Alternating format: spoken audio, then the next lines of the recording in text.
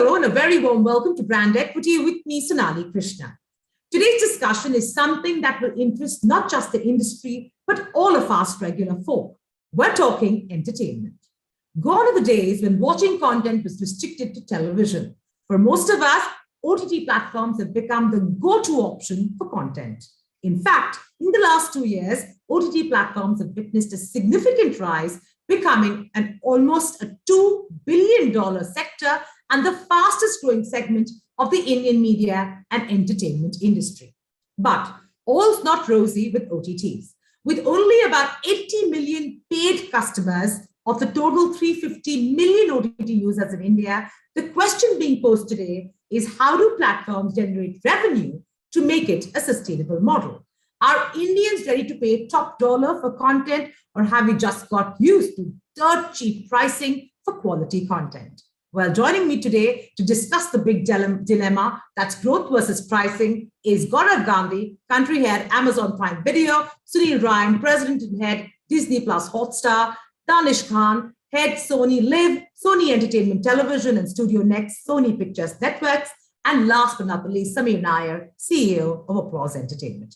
Thank you so much, gentlemen, for joining me right here on Brand Equity. The first question I'm going to throw to the panel is what you've observed in the last 2 years in terms of sheer growth, and how are you looking at growth and revenue generation in the next 2 years? Because we all know that there has been a great expansion and proliferation of subscriber growth, of general usage of OTTs. We've all kind of become used to it thanks to the pandemic. But what does the future outlook really throw? You want to start, Sunil? I think the last couple of years have been quite exciting, I'd say, for the streaming industry. But we still say it's still early days. We're in the first inning, on the first day of the test match. But the pandemic has definitely accelerated how people view content and consume content. I also think the overall ecosystem has really helped us advance our goals, right? Like, one, you got a lot more people using smartphones, viewing videos on smartphones. You've got a lot of 4G penetration. 5G is coming very soon. You've got cheap access to phones and data. And lastly, right, we've also seen a lot of shift from before people just watching it on free platforms to now paid platforms, and thanks to the robust digital payment infrastructure that we have out there as well. So I feel like the secular trends that leads to this type of consumption in the industry are only in its early stages, and it's just going to keep accelerating, at least from what we're seeing in terms of growth. Let me throw it to you, Gaurav, and this is really taking on from where Sunil has left. While I agree that we might be in our formative stages, and we're still getting used to OTTs and actually paying for content. Typically we've enjoyed content at a very subsidized rate. I think we still continue to do so. Just to take what's been happening in the recent past, I'm sure you all knew that I would make reference to it. Unfortunately, Netflix is not here. Is the fact that Reed Hastings made that comment, a couple of weeks ago about how frustrating the India market is, but they're still leaning in here. Not just, he's made repeated statements year on year. In fact, in 2020, Disney Plus also noted that, the India offering has brought down its global average revenue per user. Amazon is the cheapest service here we have in India if you look at other markets. So clearly your pricing for India is tactical right now. I understand that. It is for subscriber growth. But how long do you think it will take for us to realize that we need to pay some money to get good content? So now I'll answer your question in two parts. First of all, it's a misnomer to say Indians don't pay for content. We've been paying for content for a very long time. People go to theaters, pay for content. We've been paying for cable for the longest time. Pay TV exists. Of course, it's affordable, and it's at a price point which we believe it's is in comparison to some other countries, it's much cheaper. But you have to also look at the fact that in a country which is so heterogeneous, which has affordability which ranges very widely across, you have to set your ambition. What is your ambition here? And if you look at the opportunity, then of the fact that in a few years' time there'll be as many Indians streaming content as they're watching TV today. And if you ask anybody in the pay TV business, and they'll tell you, between 120 to 170 million pay TV homes, whose number you take. But basically, if you take 120, the most conservative, that's a number you anyway get people paying for content. So to say that Indians don't pay for content or India doesn't pay for content is wrong. That's one. Second is that as we look at programming in this space, the kind of content being programmed today and the kind of access customers are getting, that was not available in the past. So if you look at the investments, people on this floor, in this room right now talking to you are making in terms of content creation. India had never seen that content. And in that sense, the premium, pay channels in India never existed, so to say. So if you're creating those, world-class, cinematic value series, which customers did not see in the past, and, they probably in the past started watching streaming content, which is more catch up. We understand why there was an AVOD model to start with.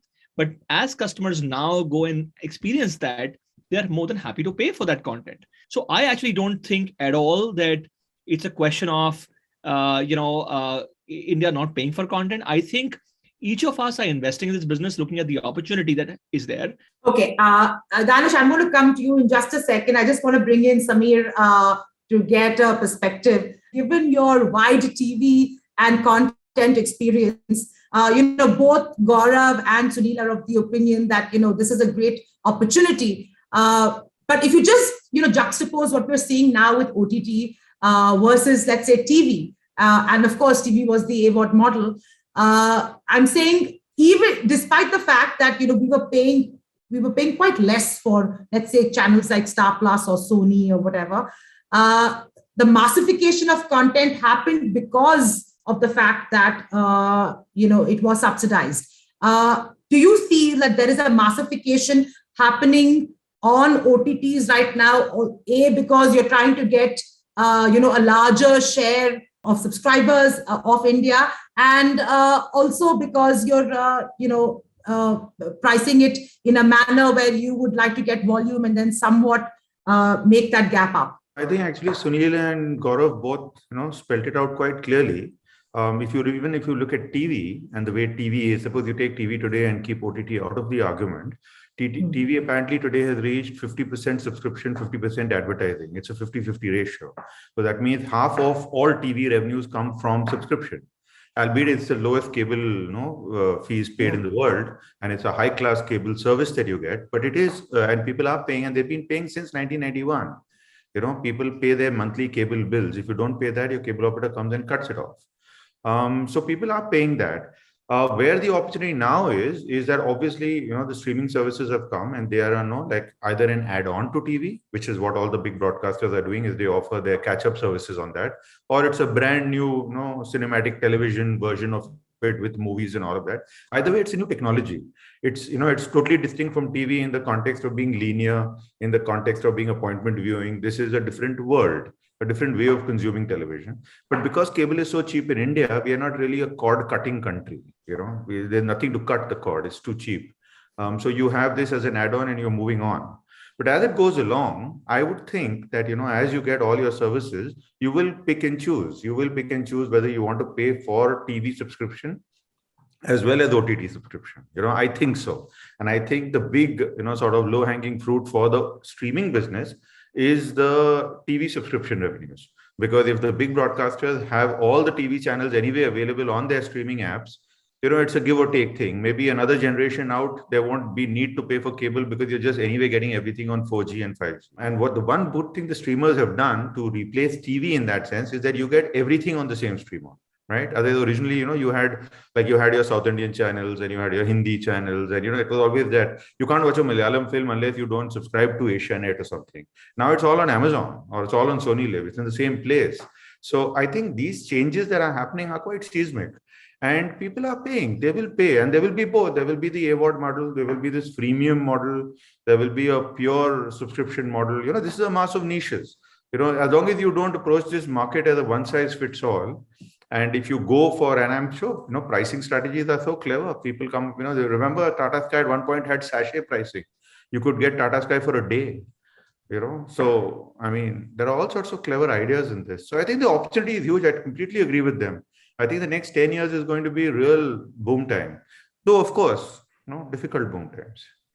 Tough business. It's tough business. It's not easy business. Sorry, I had to build on one point Amir mentioned about mass niches. I think the big difference, and you also mentioned about massification, I think that we have to remember that we are not broadcasting to a billion, we're unicasting to the billion. In the broadcast space, the one of the reasons was the business model of TV ratings and dependence on that led to a kind of formulaic content. Okay, I have a rejoinder to that. I'll come back in a moment. I want to give Danish, an opportunity to state his mind.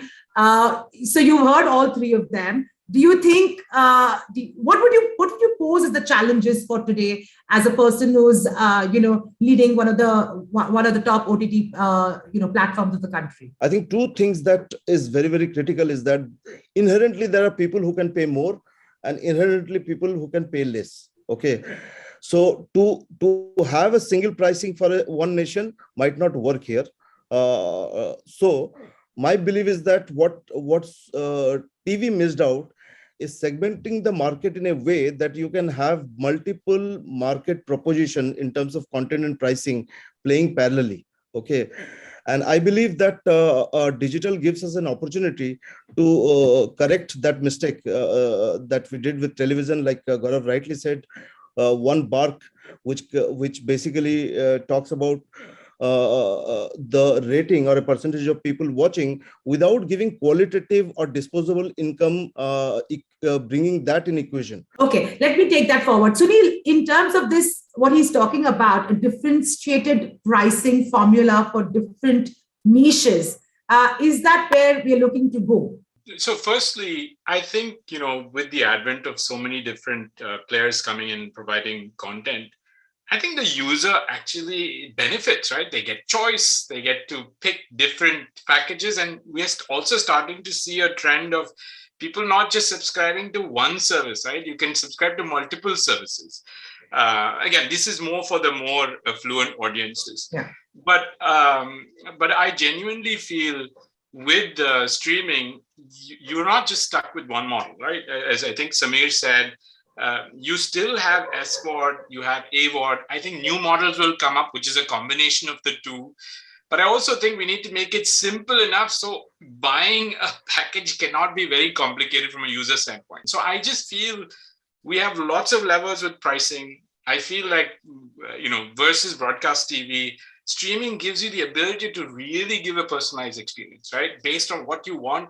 I mean, I feel like the future will be when you open up something, your intent will be immediately satisfied by what they actually give you. So that's why I'm actually super excited from a user standpoint, that users are going to get far more delighted than what they have in the past. Gaurav, as a user and in my peer circle, I know people would have a Netflix, people would have a Hotstar, people would have Amazon Prime, and would maybe have a Sony or a Z5, but that's about it, right? But look at the proliferation of the OTT platforms.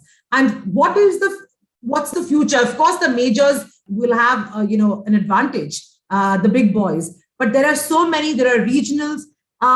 Where are we heading to? This is like at one point, how the telcos look. There were just so many players, just not sustainable. In my view, there is enough demand, and therefore the opportunity that exists, and therefore you are seeing so much activity in this space overall. That's part one. Second is about super serving the customer that you are going after, that you are looking at as my customer base. And everybody could look at it differently and different, size and scale of it. Somebody could say, hey, I want to run only an English entertainment service. Somebody could say, I'll run only sports service. Somebody wants to do a typical language segment and so on. Somebody wants to do a lot more. So I think all of us are addressing that customer by super serving that customer and making sure we, give enough and more to grow that base and retain that base and therefore engage that base over time. And then the models, to your point, and entry point. So look, India is a very value conscious market.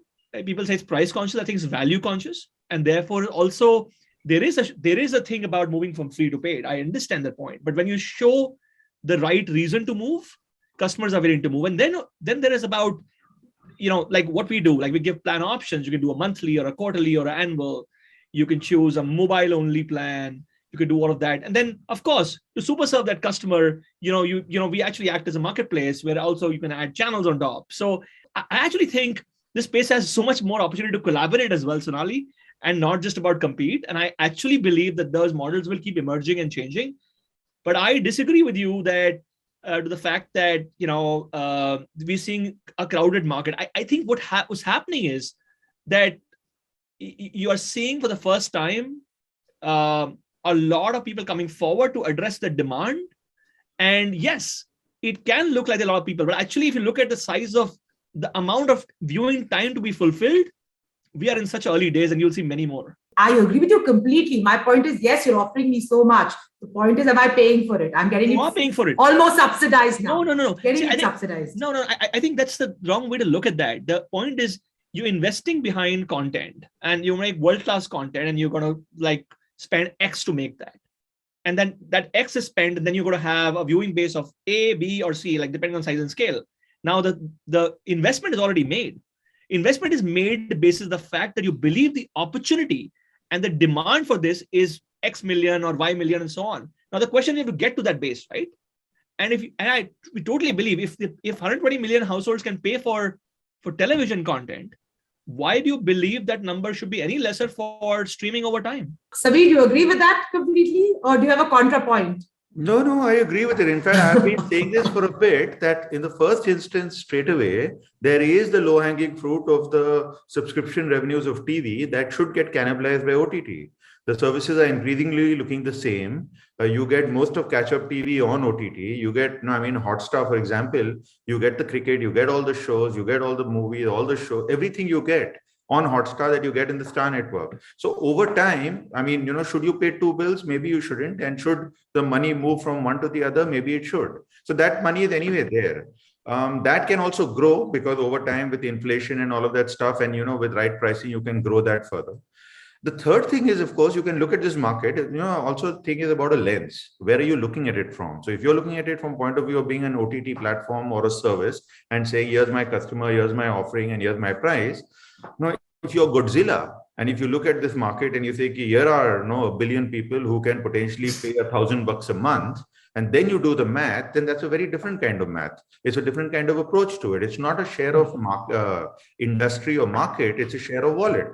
So if you say that there is a customer in the house, 4 people in the house who pay on average for cable, TV, internet, phones, and entertainment, 2,000 rupees a month, and that into a billion people is one wild number, or whatever, 250 million homes is a number, then that's a different math to operate with, and then somebody may have a long-term vision and say that I'm willing to go into an investment cycle for the next 10 or 20 years.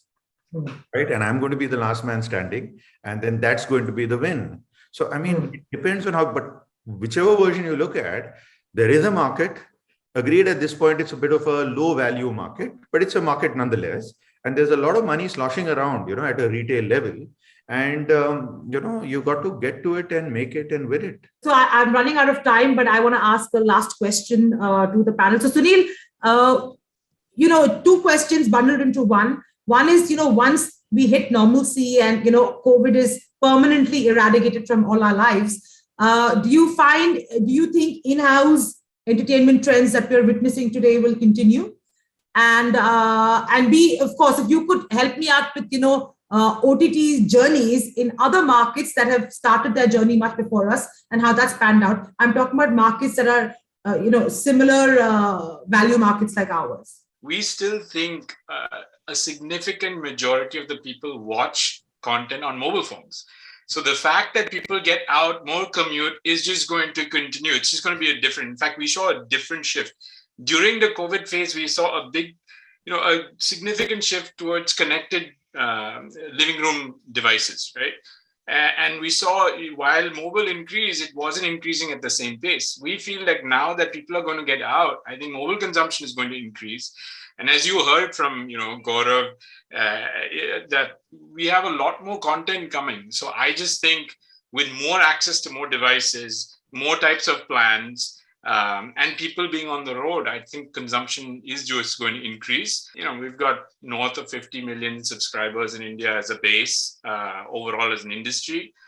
In other countries like developed countries, people average 2 to 2.5 subscriptions for entertainment. I think that will also start to evolve in India, right? People will see a lot of value for the content. And I think, as Samir said, people will think, should I pay for cable and this? They may get to a package of different services. And I think the average number of services used by a household will also increase. So that's at least how I see the stages progressing. Gaurav? I think building on Sunil's points, I think I'll offer two different things. One is that what streaming has done is completely taken away the linguistic and geographical barrier to content. So there's no longer a view about, this content is not in my native language. And that opens the opportunity not just for customers to enjoy more, but for creators to create content which can have a really large, market for them domestically and globally, right?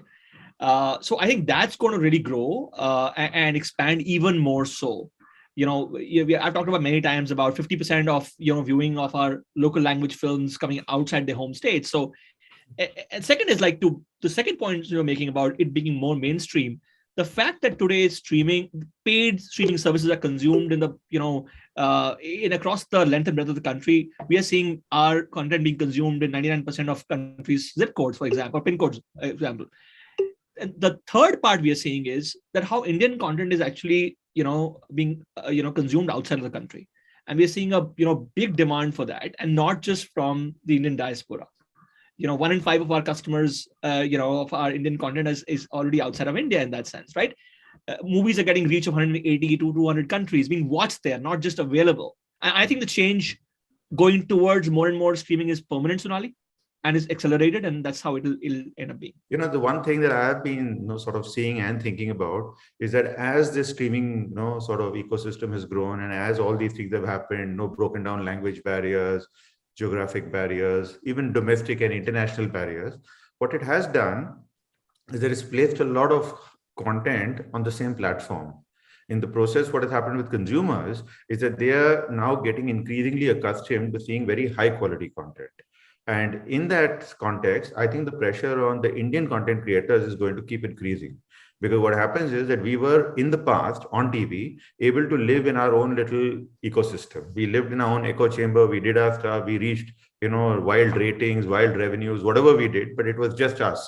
And the consumer had no way to compare. Now, as Gaurav says, there is an English show, a Malayalam show, a Hindi show, and a whatever, all next to each other. And this jostling is going to make consumers more and more sort of, more critical, more demanding, all of that. And I think that's really important, because in order for Indian content to stand alongside with all the international content that's anyway available, you're soon going to compare. So far, we used to always say, oh, this is an Indian show. Don't compare it to Money Heist.